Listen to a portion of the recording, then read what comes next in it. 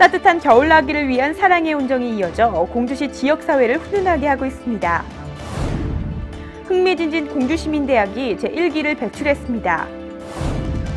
공주시가 민원서비스 우수기관 재인증 현판 제막식을 실시했습니다. 성폭력 없는 공주시를 만들기 위해 성폭력 추방 캠페인을 실시했습니다. 화재로 인한 재난사고 수습체계를 확립하기 위해 합동훈련을 실시했습니다. 행복한 동행, 다문화 가족과 시장과의 만남의 날 행사를 가졌습니다. 시청자 여러분 안녕하십니까? 공주시의 흥미진진한 뉴스를 전해드리는 공주뉴스입니다. 첫 번째 소식입니다. 저소득층의 따뜻한 겨울나기를 위한 사랑의 연탄 배달 나눔 행사에 자원봉사자들의 손길이 이어지고 있어 공주시 지역사회를 훈훈하게 하고 있다는 소식입니다. 공주시는 12월 1일 오시덕 공주시장을 비롯한 공주시 자원봉사센터와 새마을회 등 8개 기관과 단체 임직원 90여 명이 참여하여 저소득층 2가구가 겨울을 따뜻하게 보낼 수 있도록 사랑이 듬뿍 담긴 연탄 600장을 전달했습니다. 지난 11월에는 시청 토목지 공무원 모임에서 연탄 2,000장을 구입하여 2인면 저소득 가정 4가구에 배달하는 등 곳곳에서 따뜻한 온정의 손길이 전해지면서 싸늘함이 깊어가는 겨울의 훈훈함을 더해주고 있는데요.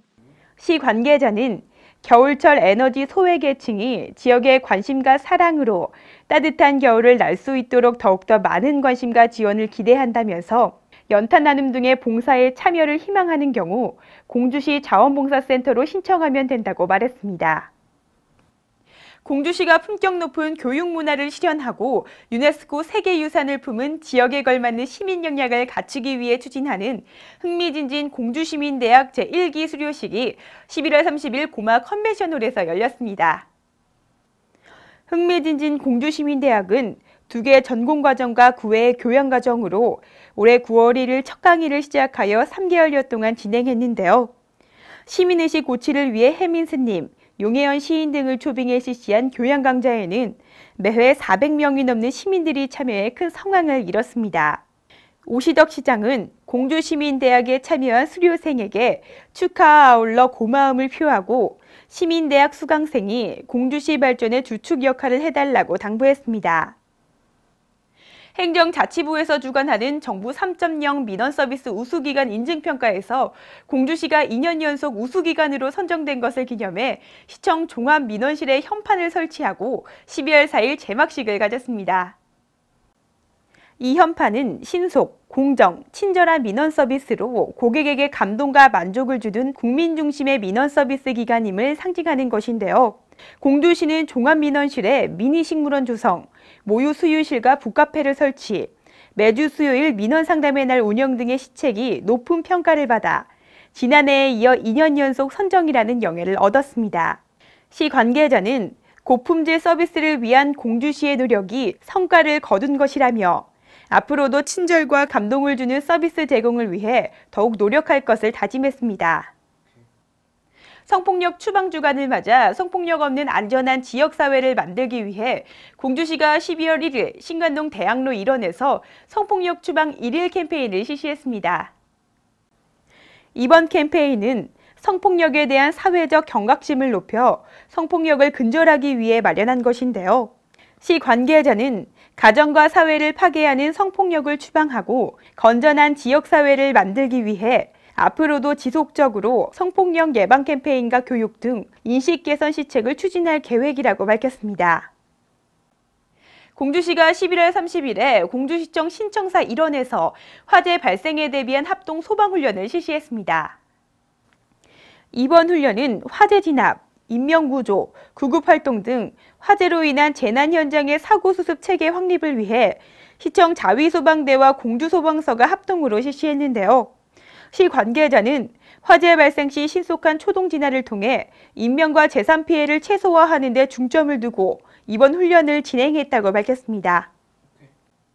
공주시는 12월 3일 11시 시청 중 회의실에서 공주시 다문화 가족 리더 15명과 행복한 동행 시장과의 만남의 날을 운영했습니다. 이날 행사는 다문화 가족들이 겪고 있는 어려움을 공론화하고 해결 방안을 찾아 시정에 반영할 목적으로 실시한 것인데요. 결혼 이주 여성 15명이 참석한 가운데 이주 여성 자조 모임 구성, 직업훈련과 교육 확대 시행 등의 현안 사항에 대하여 논의했습니다. 한편 공주시에는 결혼 이민자와 혼인 기화자 등 790가족의 다문화 가정이 있습니다.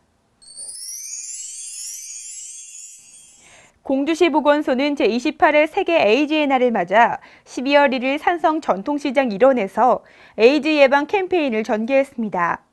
이번 캠페인은 에이즈에 대한 잘못된 인식을 개선하여 올바른 정보를 제공하고 감염인에 대한 편견과 차별을 해소함과 아울러 사전 예방의 중요성을 홍보하기 위해 마련한 것인데요. 보건소 관계자는 에이즈는 적절한 치료를 통해 충분히 관리가 가능한 만성질환임을 홍보하고 감염인에 대한 사회적 차별이나 편견 해소 노력을 지속적으로 추진해 나갈 것이라고 밝혔습니다.